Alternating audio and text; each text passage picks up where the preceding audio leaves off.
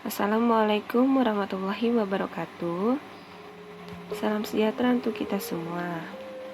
Halo, bagaimana kabarnya hari ini? Semoga semua dalam keadaan sehat ya. Amin. Berjumpa lagi di materi prakarya selanjutnya yang merupakan kelanjutan dari materi sebelumnya. Masih bab pengolahan, kali ini part 2. Materi kelas 8 SMP Negeri 3 Singkawang.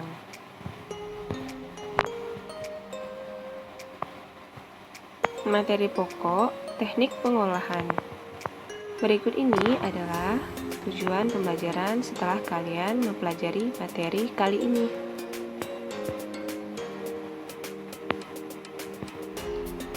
Teknik pengolahan serealia, kacang-kacangan, umbi, menjadi makanan dan minuman. Teknik yang pertama, pengolahan pangan panas basah, yang terdiri dari teknik merebus menggunakan cairan yang sudah mendidih. Yang kedua, teknik merebus menutup bahan pangan, di mana bahan cair sebatas menutupi bahan makanan yang direbus dengan api kecil di bawah titik didih.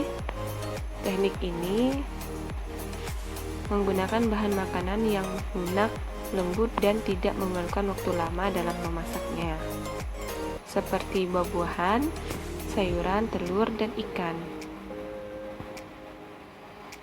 Selanjutnya, teknik merebus dengan sedikit cairan. Dan berikutnya, teknik menyetup atau menggulai. Kemudian teknik mengukus, teknik mendidih, dan teknik mengetim. Teknik yang kedua yaitu pengolahan pangan panas kering, yang terdiri dari teknik menggoreng dengan minyak sedikit, teknik menggoreng dengan minyak banyak, dan teknik menumis. Teknik memanggang, yang terdiri dari memanggang kering, memanggang dalam oven menambah kelembapan, memanggang dalam oven dengan menggunakan 2 wadah. Selanjutnya, teknik membakar. Teknik ini mengolah makanan di atas lempengan besi panas atau di atas pan dadar atau teflon yang diletakkan di atas perapian langsung, menggunakan suhu yang sangat tinggi, dan bisa juga dilakukan di atas bara langsung dengan jeruji panggang atau alat bantu lainnya. Selanjutnya, Ibu akan menjelaskan jenis olahan pangan setengah jadi dari bahan serealia, kacang-kacangan, dan umbi. Yang pertama, dari serealia. Olahan pangan setengah jadi serealia jenis beras, yaitu kerupuk gendar, rengginang, tepung beras, bihun, dan beras instan. Jenis serealia jagung, bahan pangan olahan setengah jadinya berupa jagung pipil kering, beras jagung, tepung jagung atau maizena, dan jagung instan. Berikutnya, serealia jenis gandum. Gandum dapat diolah menjadi bahan pangan setengah jadi berupa roll oat, aneka pasta, dan tepung gandum atau tepung terigu.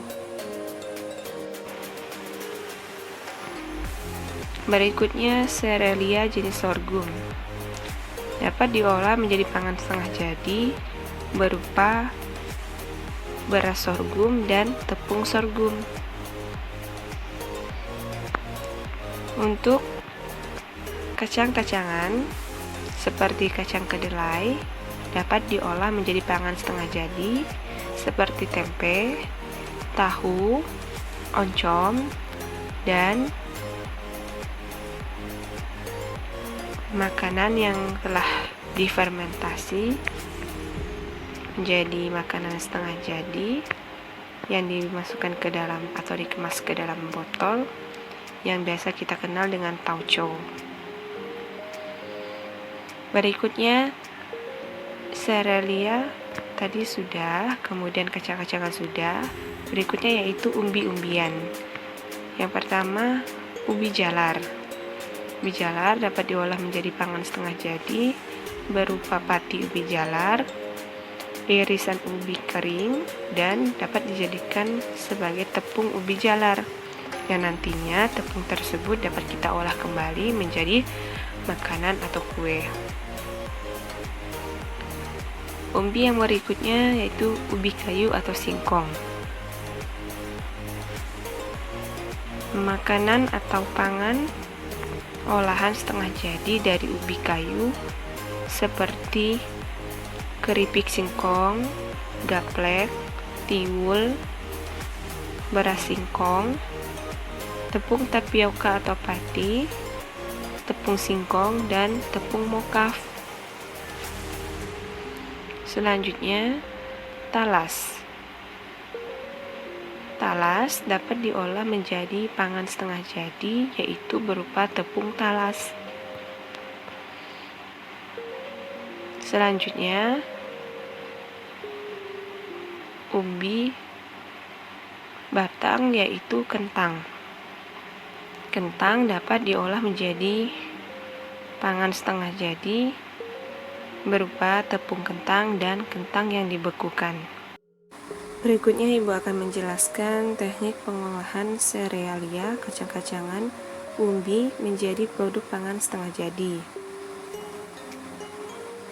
Menurut prosesnya, teknik pengawetan dibedakan menjadi 3, yaitu pengawetan fisik, biologis, dan kimiawi. Yang pertama, pengawetan secara fisik, yakni pengawetan dengan suhu rendah menggunakan lemari pendingin, pengawetan dengan suhu tinggi dengan memasak, merebus, atau menggoreng suatu bahan makanan. Berdasarkan penggunaan suhu, waktu, dan tujuan pemanasan, proses pemanasan dibedakan menjadi beberapa, yaitu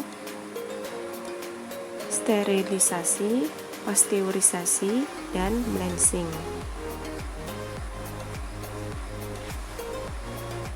Selanjutnya, pengawetan dengan pengeringan. Tujuan dari teknik ini untuk menghilangkan sebagian air dari suatu bahan makanan dengan menggunakan energi panas, baik secara langsung ataupun tidak langsung.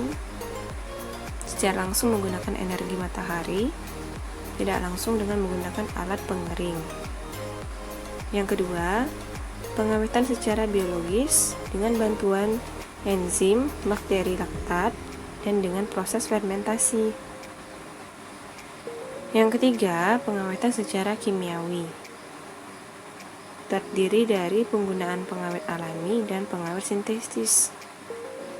Penggunaan pengawet alami misalnya menggunakan gula pasir, garam dapur, cuka, bawang putih, kunyit, dan keluak. Untuk pengawetan sintetis, bahan tambahan makanan yang digunakan seperti asam benzoat, kalsium benzoat, sulfur dioksida, kalium nitrit, kalsium propionat, natrium metasulfat, asam sorbat, dan zat pewarna. Teknik berikutnya bisa menggunakan teknik pengasapan. Bahan kimia dalam asap dapat berfungsi sebagai pengawetan makanan. Contohnya seperti ikan asap dan telur asin bakar.